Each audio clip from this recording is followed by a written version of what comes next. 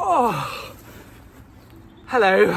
I'm taking a little bit of a break. It's been quite hard work in the garden today. I've been planting, I've been weeding, and now I'm just taking a cheeky break. I'm leaning against the back of the stables. Oh, maybe I'm not.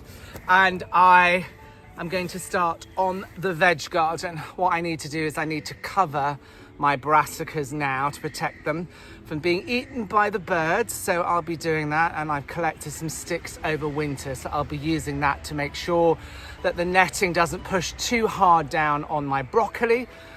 So it can continue growing, but protected from all of those little birds and the bats who live in the stables behind me.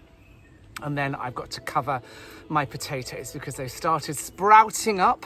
I want to cover them so they can stay in darkness and get lovely and rich and gorgeous, and I can have them later on in the summer and into early autumn. So just a 5-minute break for me, and then I start again on the vegetable patch. Well, that break actually extended a bit longer than I had thought. I'm often so busy in the garden that I forget to enjoy it.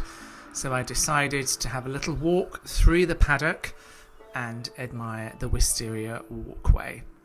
This was put in many years before I moved to the baby castle, and it's one of the highlights of the year for me. Every June, this beautiful walkway springs into life. I've added a couple of hostas over the last few years, and here they are coming back with some perfectly pruned topiary. The colour and the scent of this wisteria is absolutely magnificent. I simply love sitting by it in the evening with a nice cup of tea and after a day in the garden to enjoy the scent of the blossom. Look at how old it must be. Lots of branches, lots of interweaving branches. And there, my favourite view, a little view out to the turret.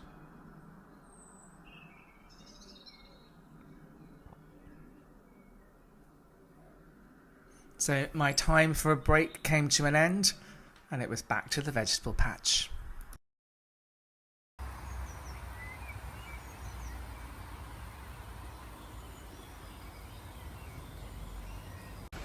Whilst we often feed the birds or even the flowers in our garden, we sometimes forget that there are other creatures that need our help.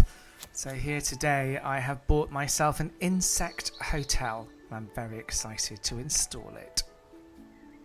So here it is against this wall. It's full of ivy. It's a bit of the garden that I really need to get a handle on in the next couple of years. But for now, this patch is a perfect home for creepy crawlies. But we shouldn't call them that. They're the insects that are part of the circle of life and really important for the food chain. And I want to protect the little darlings with this. So I'm going to pop it down here.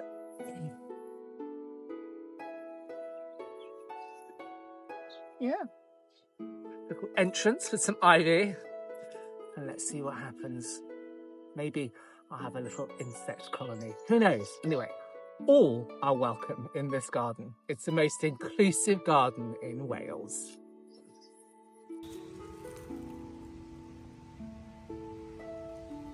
And now my final job of the night is to make sure that I feed my birds. I have these adorable little bird feeders.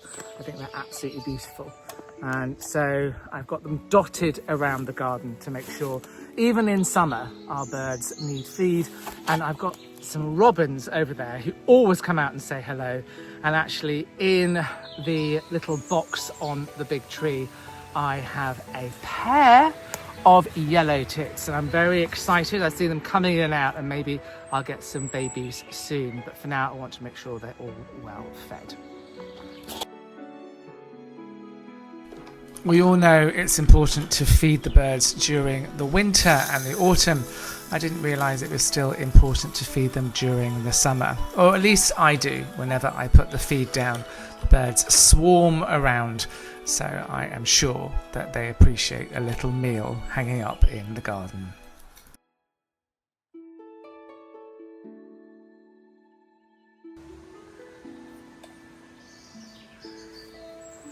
And there you have it. Fine dining for the birds and a little bit of safety in the insect hotel. My corner of nature in my corner of Wales.